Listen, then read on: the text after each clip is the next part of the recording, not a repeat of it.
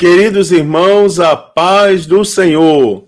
Que bom estar aqui com os irmãos para mais uma pré-aula da Escola Bíblica Dominical, nesse primeiro trimestre do ano de 2024, na classe de adultos, nesse trimestre que tem por título O Corpo de Cristo, Origem, Natureza e Vocação da Igreja no Mundo. Queridos irmãos, hoje a lição de número 2, que tem por título Imagens Bíblicas da Igreja. Meus irmãos, para essa lição, o texto áureo se encontra na primeira carta do apóstolo Pedro, capítulo de número 2 e versículo de número 9, onde diz: Mas vós sois a geração eleita, o sacerdócio real, a nação santa, o povo adquirido, para que anuncieis as virtudes daquele que vos chamou das trevas para a sua maravilhosa luz. Meus queridos, a verdade prática diz assim: por meio de cada imagem que retrata a igreja, o Espírito Santo revela-nos quão gloriosa a igreja é. A leitura bíblica em classe se encontra em dois trechos da Bíblia Sagrada. Primeiro, na carta do apóstolo Paulo aos Efésios, capítulo de número 5 e versículo de número 25 ao 32, onde diz assim: Vós, maridos, amai vossa mulher, como também Cristo amou a igreja e a si mesmo se entregou por ela, para a santificar, purificando-a com a lavagem da água pela palavra, para apresentar a si mesmo igreja gloriosa, sem mácula, sem ruga, nem coisa semelhante, mas santa e irrepreensível. Assim devem os maridos amar sua própria mulher como a seu próprio corpo. Quem ama a sua mulher, ama a si mesmo, porque nunca ninguém aborreceu a sua própria carne, antes a alimenta e sustenta, como também o Senhor a igreja, porque somos membros do seu corpo. Por isso, deixará o homem seu pai e sua mãe, e se unirá à sua mulher, e serão dois numa carne. Grande é este mistério. Digo, porém, a respeito de Cristo e da igreja. 1 Pedro, capítulo de número 2, versículos 9 e 10, diz assim: Mas vós sois a geração eleita, o sacerdócio real, a nação santa, o povo adquirido, para que anuncieis as virtudes daquele que vos chamou das trevas para a sua maravilhosa luz. Vós que, em outro tempo, não eres povo, mas agora sois povo de Deus, que não tinhais alcançado misericórdia, mas agora alcançastes misericórdia. Amados irmãos, os objetivos dessa lição são elencar as imagens que descrevem o relacionamento com Cristo, pontuar as imagens que descrevem a função da igreja e explicar as imagens da igreja como habitação de Deus. Uma das grandes motivações que nós temos para essa lição diz respeito também a uma das imagens mais gloriosas da igreja, que é a que apresenta como habitação de Deus. Você observa que, nesse caso, a igreja é reconhecida na Bíblia como santuário de Deus, a casa de Deus, ou seja, o lugar onde Deus habita gloriosamente. Então, irmãos, levando para esse lado que a igreja é o lugar onde Deus habita, ou seja, Deus está no meio da igreja, não é? Ter essa consciência teológica a respeito da natureza da igreja como habitação divina é algo extremamente transformador a todos nós, não é? Deus está no meio da igreja, habitando no meio da igreja, não é? Você observa a igreja como habitação de Deus, como lugar onde Deus está verdadeiramente, algo glorioso para nós refletirmos bastante na palavra de Deus. Queridos, o que nós temos então? A Igreja de Jesus Cristo, na Bíblia Sagrada, no Novo Testamento em específico, ela é retratada por uma série de imagens. Cada uma dessas imagens, elas revelam um determinado aspecto da Igreja de Jesus Cristo. Então, nós temos imagens ou figuras que retratam o relacionamento, que descreve a função ou mostram de que forma a igreja é a habitação de Deus. Então, nessa lição, eu quero mostrar aos irmãos as principais imagens, não todas, mas as principais imagens a respeito da Igreja de Cristo, que comunicam o relacionamento, a função e a habitação dessa instituição sagrada, criada por Deus, que é a Igreja. Então, o que nós temos para começar? Primeiro, a definição da palavra imagem. Imagem, irmão, significa representação, reprodução ou imitação da forma de uma pessoa, de um objeto. Aspecto particular pelo qual um ser ou um objeto é percebido, né? Parecência, digamos, ou semelhança. Então, a representação, reprodução ou imitação da forma de uma pessoa ou objeto, ou aspecto particular pelo qual o objeto é percebido e parecência, né, com que ele se parece, ou semelhança, coisas desse tipo. Algumas imagens agora que descrevem, nesse caso, um relacionamento. Primeiro, a noiva de Cristo. Né? E aí nós temos que, sem sombra de dúvidas, a igreja, a imagem da igreja como a noiva de Cristo, é uma das imagens mais bonitas da Bíblia Sagrada. Não é? Mas depois eu vou falar um pouquinho mais sobre essa imagem. Na verdade, queridos, a Bíblia, ela usa tanto a figura de noiva como a figura de esposa para representar a igreja. Mais para frente eu quero dividir essas duas imagens e falar um pouco acerca dela. Primeiramente, a igreja é descrita como uma virgem pura. E convém aqui destacar para os irmãos que a palavra grega partenós, traduzida em 2 Coríntios 11:2, como virgem pura, ela é usada em relação a uma donzela que ainda não contraiu núpcias. Então, é uma figura da igreja como noiva, trazendo uma ideia de castidade, de pureza, né, de fidelidade. Então, a igreja seria uma virgem pura, ou seja, uma donzela que ainda não contraiu núpcias, né, algo extremamente intocado, né, extremamente puro. Segundo, a esposa de Cristo. Então, o apóstolo Paulo retrata também, de forma vívida, a imagem da igreja como esposa. Então, assim, como é destacada a pureza da noiva, também é da esposa, tá certo? Mas aqui a gente convém ressaltar, assim, que esse relacionamento de Cristo com a igreja é fundamentado no amor, né? Cristo amou a igreja, conforme Efésios 5:25. Então, não é como em um relacionamento frio, né, fundamentado apenas no dever, mas retrata aqui um relacionamento fundamentado, sobretudo, né, na realidade do amor, que se entrega e se sacrifica. Então, Cristo cuida da igreja e zela por ela, não é? Porque a ama. Então, essa imagem aqui de relacionamento amoroso entre Cristo e a sua igreja deve ser o parâmetro relacionamento, né, de todos os casais cristãos. Né? Essa grande característica aqui do relacionamento de Cristo com a igreja. Né? Isso é comparado à vida a dois, não é? Os casais.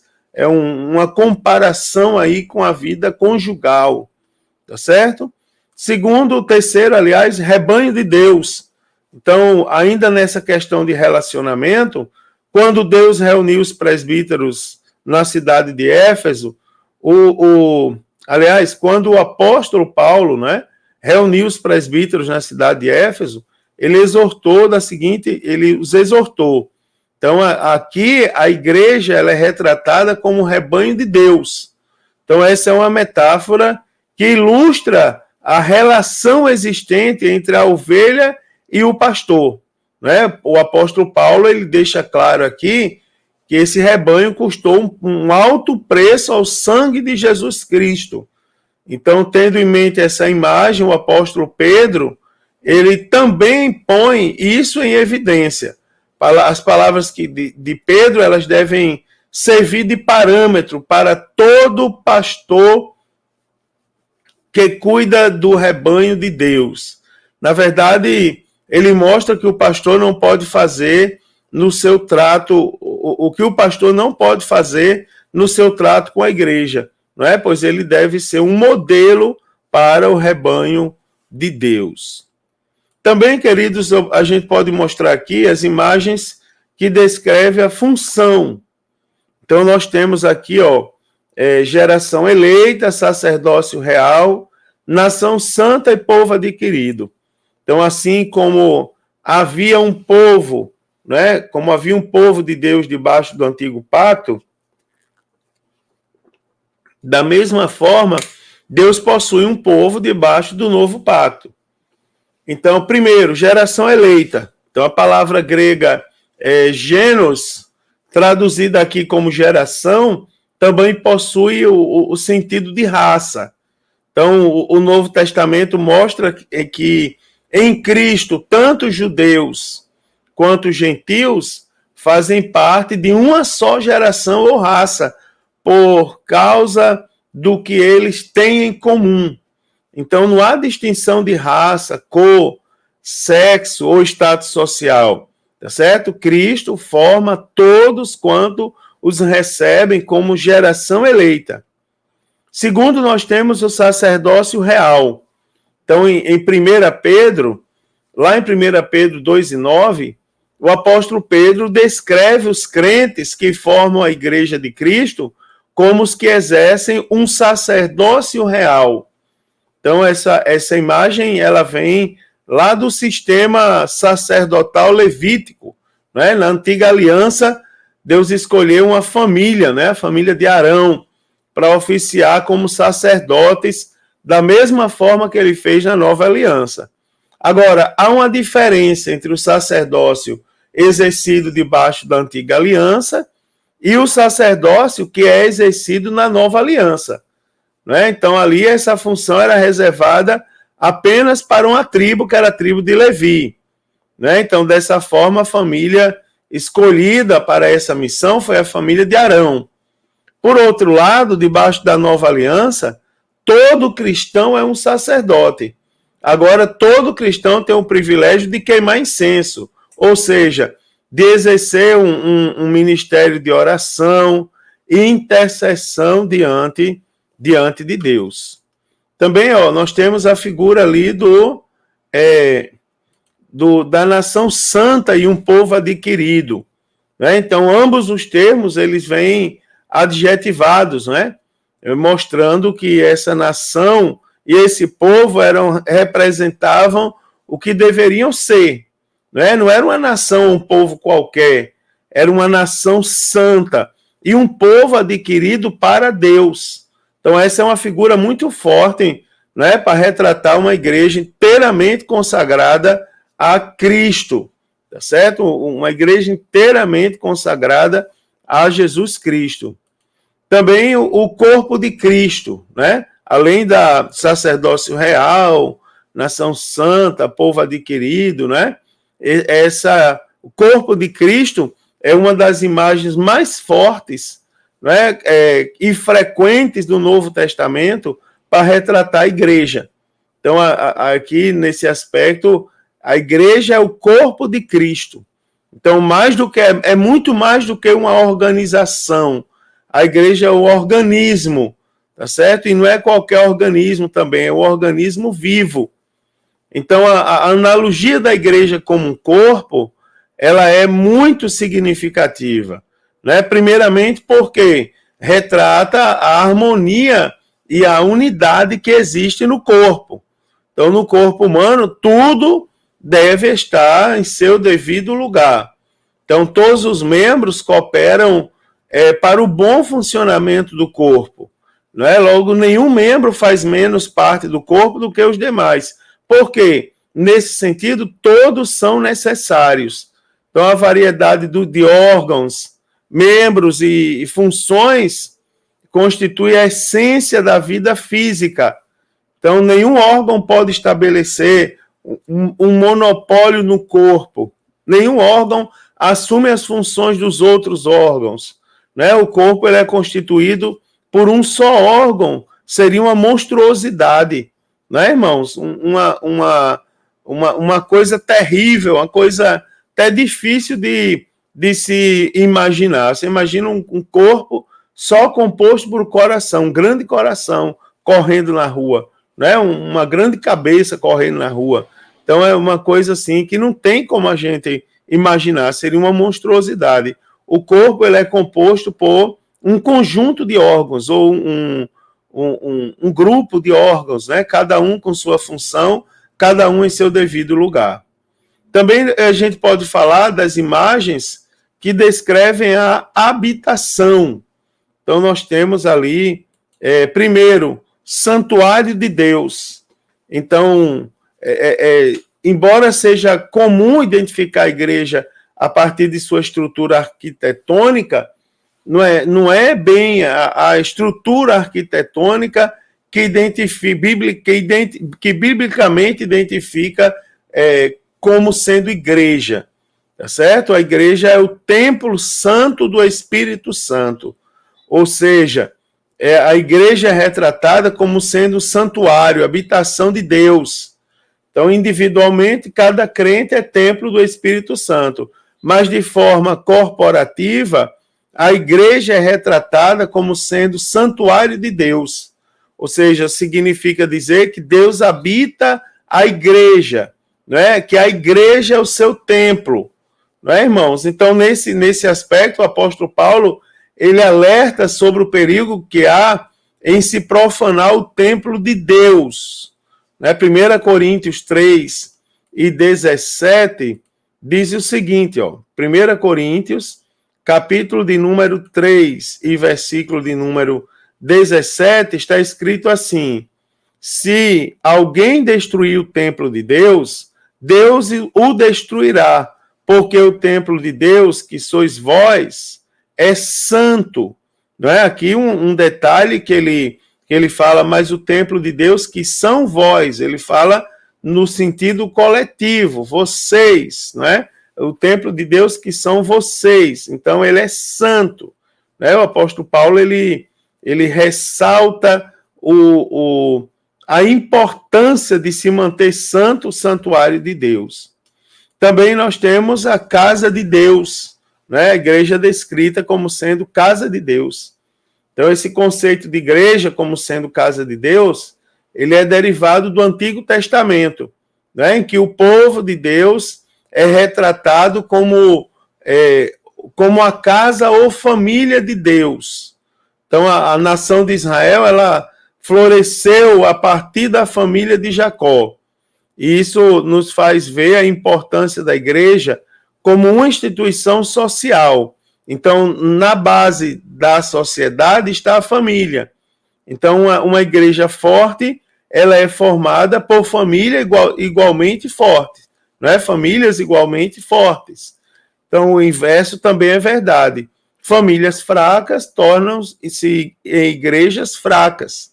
Então, por trás de muitos problemas sociais está a desestruturação familiar. Então, a recomendação de Paulo em 1 Timóteo revela que a igreja se orienta por um padrão moral que deve nortear o comportamento na sociedade. Né? Então, a igreja é a casa de Deus. Também, é um privilégio ser igreja, né, irmãos? Então, à luz do que a gente está vendo nessa lição aqui, a gente pode fazer algumas considerações. Como, por exemplo, primeiro, a Igreja de Cristo é uma instituição formada por salvos que se relacionam com Deus e, por isso, eles fazem parte de seu rebanho. Segundo, a Igreja de Cristo é uma instituição formada de salvos que exercem uma função sacerdotal diante de Deus perante o mundo. E, finalmente, a igreja é uma instituição em que Deus habita e vive. Então, não nos resta outra coisa a dizer, senão que é um privilégio, tá certo? Sem igual, fazer parte da Igreja de Cristo. E aí eu posso trazer mais algumas figuras, não é? Levando em consideração que a Bíblia ela utiliza de diversas figuras ou imagens a fim de compreender melhor a natureza da igreja. Então, todas as figuras elas possuem alguma relação com a natureza da igreja, né? Expressando as suas características, sejam de conduta moral ou social ou religiosa. Então, algumas figuras. Primeiro, a igreja é o povo de Deus, né? Então, o agrupamento de crentes redimidos como fruto da morte de Cristo. Né? É um povo peregrino que já não pertence a essa terra, né? Cujo primeiro dever é viver e cultivar uma comunhão real e pessoal com Deus. Então, as Escrituras testificam dizendo que a igreja é o povo de Deus. Tito, capítulo 2, versículo 14, diz assim: o qual a si mesmo se deu por nós, a fim de remirmos de toda a iniquidade e purificar para si mesmo um povo exclusivamente seu, zeloso e de boas obras. O apóstolo Pedro também se refere à igreja como povo de Deus. 1 Pedro 2, versículo 9 e 10 diz: vós, porém, sois raça eleita, sacerdócio real, nação santa, povo de propriedade exclusiva de Deus, né? Ou seja, o povo de Deus, a fim de proclamardes as virtudes daquele que vos chamou das trevas para a sua maravilhosa luz. Vós sim, que antes não era povo, mas agora sois povo de Deus, que não tinhas alcançado misericórdia, mas agora alcançaste misericórdia. Então você vê o apóstolo Pedro tomando cuidado de mostrar, apresentar a igreja como povo de Deus.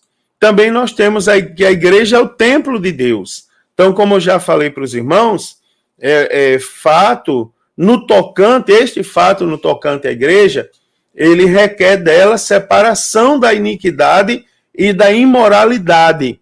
Então, a figura da igreja, em figura, a igreja é um santuário da habitação do eterno. Então, não se trata do templo físico, não é o lugar onde as pessoas se reúnem, sim das pessoas comprometidas com o Criador. Essas que constituem a igreja invisível, tornando-se santuário de Deus. 1 Coríntios, capítulo 3, versículos 16 e 17, vai dizer: não sabeis vós não sabeis que sois santuário de Deus e que o Espírito de Deus habita em vós? Se alguém destruir o santuário de Deus, Deus o destruirá, porque o santuário de Deus, que sois vós, é sagrado. Então você vê que o apóstolo Paulo ele se dirige, né, à igreja, novamente eu quero frisar, no sentido coletivo. Vocês juntos, vocês são templo de Deus. Por que vocês são templo de Deus? Porque Deus habita no meio de vocês, Deus habita no meio da igreja. É aquela história, né, irmãos? A noiva que está sendo preparada é a igreja. Nós somos a igreja, tá certo? Somos a igreja do Senhor. A igreja é o corpo de Cristo. E a igreja, isso indica, irmãos, que não pode existir igreja verdadeira sem união vital de todos os seus membros com Cristo. Então, a igreja física, de forma figurada, ela é descrita nas Escrituras como corpo de Cristo. Não é? Efésios, capítulo 1, versículo 22 e 23, diz assim: e pôs todas as coisas debaixo dos pés, e para ser o cabeça sobre todas as coisas, o deu à igreja, a qual é o seu corpo, não é? A plenitude daquele que a tudo enche em todas as coisas. Também a gente pode citar aqui Romanos 12, 5, que diz assim: assim também nós, conquanto muitos, somos um só corpo em Cristo e membros uns dos outros. Né? Então o apóstolo Paulo escreve dizendo que a igreja é o corpo de Cristo. Significa, queridos, que Cristo está unido organicamente à igreja, né? Pois ele próprio é o cabeça da igreja. E essa é uma verdade bíblica que pode se chamar de extraordinária. Por quê? Porque aponta para o fato de que, em certo sentido, a igreja é o complemento de Cristo. Né? Você observa aqui como a unidade, isso aqui eu já falei para os irmãos algumas vezes, já citei, e a gente poderia lembrar, não é? Que não existe igreja de um membro só, que, na verdade, cada um é um membro diferente do corpo, e os membros estão ligados, tá certo? Os membros estão ligados. Romanos 12, 5 diz que somos um só corpo em Cristo e membros uns dos outros. Lembre-se que o órgão do corpo, nenhum órgão do corpo sobrevive fora do corpo e desligado do corpo. E se ele estiver dentro do corpo e não estiver ligado com o corpo, ele também não sobrevive. Tá certo? Então, aqui destaca-se o aspecto da unidade, da união. Também a igreja é a noiva de Cristo, não é? Então, esse conceito nupcial enfatiza tanto a lealdade da igreja, a devoção e a fidelidade da igreja de Cristo. Então, quanto o amor de Cristo à sua igreja e a sua comunhão com ela. Então, a figura da noiva, ela expressa o relacionamento e grau de comprometimento que todos os cristãos devem ter para com o Senhor e noivo da igreja. Apocalipse 21 e 9 diz assim: então veio um dos 7 anjos, que tem as 7 taças cheias dos últimos 7 flagelos, e falou comigo dizendo: vem, e mostrar-te-ei a noiva, a esposa do Cordeiro. Também Apocalipse 22, 17 diz: o Espírito e a noiva dizem: vem. Aquele que ouve, diga: vem. Aquele que tem sede, venha. E quem quiser, receba de graça a água da vida. Amados irmãos, também a igreja é a coluna e o fundamento da verdade. Então, funcionando assim, como alicerce que sustenta uma construção, a igreja deve sustentar a verdade e conservá-la íntegra, não é? Defendendo-a contra os deturpadores e os falsos mestres.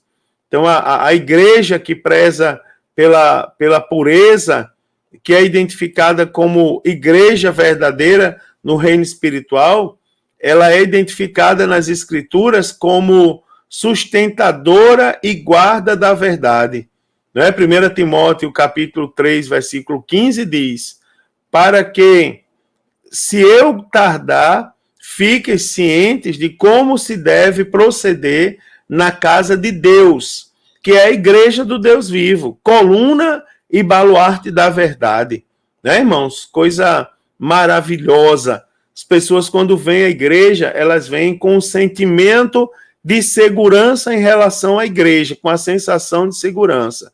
A sensação é que na igreja elas vão encontrar a verdade, tá certo? No ambiente da igreja, elas vão encontrar ali, elas vão ter acesso à verdade e não a outra coisa que não seja verdade. Também a igreja é o rebanho de Deus, né? Então, em figura, a igreja ela é descrita também como o rebanho de Deus. Lucas, capítulo 12, versículo 32, diz: Não temais, ó pequenino rebanho, porque vosso Pai que se agradou em dar-vos o reino. Vosso Pai se agradou em dar-vos o reino. Então, a igreja é descrita como um rebanho, não é? Não temais, ó pequenino rebanho. Então, Jesus afirma essa figura para a igreja, não é? Lá em João, capítulo 10, versículo 16, ele diz: ainda tenho outras ovelhas, não deste aprisco, não é? A mim me convém conduzi-las, elas ouvirão a minha voz, então haverá um rebanho e um pastor, não é? Então aqui a igreja, Jesus Cristo, ele reafirmando que a igreja era como um rebanho. Essa é outra figura importantíssima para todos nós aqui aprendermos, né? Termos em consciência a igreja como rebanho de Deus. Também nós temos a igreja, que a igreja ela é o candeeiro e a luz de Deus. Então Jesus se dirigiu às igrejas como candeeiro, né? Apocalipse capítulo 1, versículo 20, diz lá: quanto ao mistério das 7 estrelas que viste na minha mão direita e os 7 candeeiros de ouro, né? As 7 estrelas são os anjos que das 7 igrejas, e os 7 candeeiros são as 7 igrejas. Então, Jesus também disse lá em Mateus 5,14: vós são a luz do mundo, e não se pode esconder a cidade edificada sobre um monte. Vocês são a luz do mundo.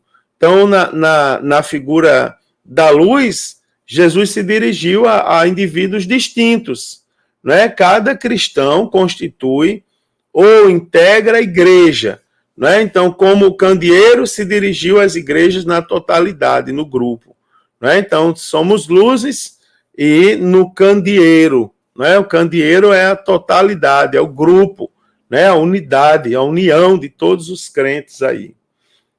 Também nós temos a igreja, que a igreja é a lavoura de Deus.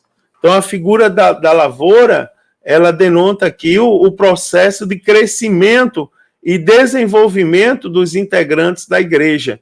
Então, nesse processo existem os que contribuem, né, para tal desenvolvimento, conforme 1 Coríntios 3:9, porque de Deus somos cooperadores, e no aspecto geral, todos são lavouras de Deus, né, que aguarda o grande dia da colheita, né? 1 Coríntios 3:9, porque de Deus somos cooperadores, lavoura de Deus, edifício de Deus sois vós. Então, olha que coisa maravilhosa, né? Somos cooperadores de Cristo, e de modo geral nós somos lavoura, né, irmãos? Coisa bonita, né? A igreja, a lavoura de Deus. Também a igreja é o edifício ou casa de Deus. Cristo é quem dá o crescimento à igreja, irmãos. Sendo a mesma identificada na figura de edifício. Então, 1 Coríntios 3:9 diz: porque de Deus somos cooperadores, lavoura de Deus e edifício de Deus sois vós. Então, existem algumas passagens no Novo Testamento em que o termo casa aparece para se referir à igreja, não é? Para que saibais como convém andar na casa de Deus, que é a igreja do Deus vivo. Então, 1 Pedro 2:5 diz: vós também, como pedras vivas, sois edificados casa espiritual e sacerdócio santo. Né, irmãos? Então, as pedras vivas da igreja são edificadas como casa. Não é? Também 1 Pedro 4:17 diz: já é tempo que comece o julgamento pela casa de Deus. Não é? Então, nós temos ali a igreja também como edifício ou casa de Deus. E também temos aqui, por último, que a igreja é a família de Deus. Então, ilustrando aqui a família de Deus, a igreja ela deve expressar a comunhão, promovendo a unidade. Então, Gálatas, capítulo 6, versículo 10, diz assim: por isso, enquanto tivermos oportunidade, façamos o bem a todos, mas principalmente aos da família de fé. Então, o apóstolo Paulo ainda chega a dizer assim, em Efésios 2:19: assim, já não sois estrangeiros e peregrinos, mas concidadão dos santos, e sois da família de Deus. Então, a igreja é citada como família de Deus, e o templo espiritual de Deus. Então, é por isso que chamamos, né, os irmãos que se convertem, chamamos de irmãos, não é? Aqueles que se convertem ao Senhor Jesus, porque nós todos devemos fazer parte da mesma família, que é a família de Deus, tá certo? A casa do Senhor. Também, o relacionamento da igreja com o seu Senhor. Então, nós temos aqui, primeiro, o relacionamento de santificação e pureza. Então, em Efésios 5:26, o apóstolo Paulo ensina que Cristo morreu pela igreja. Aí a Bíblia diz, para que a santificasse, tendo-a purificado por meio da lavagem de água pela palavra. Né? Nós temos aqui a questão da santificação da igreja. Esse texto mostra que na regeneração, não é, Cristo nos purifica do pecado, e que no propósito do Calvário estava inclusa a nossa santificação também. Essa expressão aqui, lavagem de água, né, ela é usada de forma figurada, simboliza a palavra de Deus, que opera uma limpeza espiritual. Então, nesse sentido, Cristo orou, não é? João 17:17, santificando-os na verdade, a tua palavra é a verdade. Então, nós sabemos que a santificação é o ato de separar-se do pecado e preparar-se para a volta do Senhor Jesus. E lembrando aos irmãos que esse processo é um processo contínuo, não é? Até a glorificação final no grande dia de Cristo, aonde seremos tomados dessa terra, não é? Onde a igreja será, o corpo de Cristo será tomado dessa terra. Também em relação ao relacionamento com Deus, deve ser glorioso e irrepreensível. Então a santificação tem como alvo preparar uma igreja gloriosa, sem mácula, sem ruga, sem coisa semelhante, mas santa e irrepreensível. Certo? A Escritura ela compara a relação de Cristo com a igreja como a do marido com a esposa, não é? Como a gente leu no texto de hoje. Então, dessa forma, a igreja é a noiva de Cristo, que está se preparando para a festa nupcial. E durante essa espera, irmãos, por meio do Espírito Santo, Cristo santifica a igreja para apresentá-la a si mesmo completamente pura. Então, a ausência de mácula ou de ruga significa sem mancha alguma de ordem moral ou espiritual. Né? Então, vestida nesse grau de pureza, somente a igreja santa e imaculada, não é? Ela terá acesso à ceia das bodas do Cordeiro. E acerca disso, Cristo advertiu, não é? Cristo advertiu não ser possível entrar nas bodas sem a devida veste nupcial. Que lição, né, irmãos? Como a gente aprende com essas figuras da igreja, figuras profundas aí, que trazem grandes ensinamentos para a gente. Então, nessa lição, a gente aprendeu aqui, através das imagens bíblicas, que a igreja é aqui, que a igreja e a importância que ela tem, né? São figuras que nos ajudam a compreender a igreja tanto em seu aspecto institucional, como também no seu aspecto funcional. Então, essas imagens, elas ajudam o crente a descobrir qual o seu lugar na terra, não é? Que é o fazendo parte do corpo de Cristo. Então, dessa forma, ele pode melhor compreender também, não é? Para o perfeito funcionamento da igreja local. Glória a Deus. Que bênção, né, irmãos? Mais uma lição para a gente aprender bastante na presença do Senhor Jesus. Irmãos, dá tempo convocar os seus alunos, né? Os professores que ainda não ligaram para os alunos, mandaram hoje uma mensagem no WhatsApp ou se comunicaram de alguma maneira, dá tempo esses professores ainda se comunicarem, chamarem os alunos, né? E mostrarem aos alunos como é bom estarem na presença do Deus vivo, não é? Do Deus Todo-Poderoso. Querido, também os alunos chamem uns os outros, convidem uns os outros. É importante esse convite para que todos estejam unidos como corpo de Cristo na escola bíblica dominical. Deus abençoe. Tenha uma excelente aula na presença do Senhor Jesus. E se Jesus não voltar, na próxima semana eu estarei aqui comentando a lição de número 3 com os irmãos. Paz do Senhor, queridos. Um forte abraço a todos.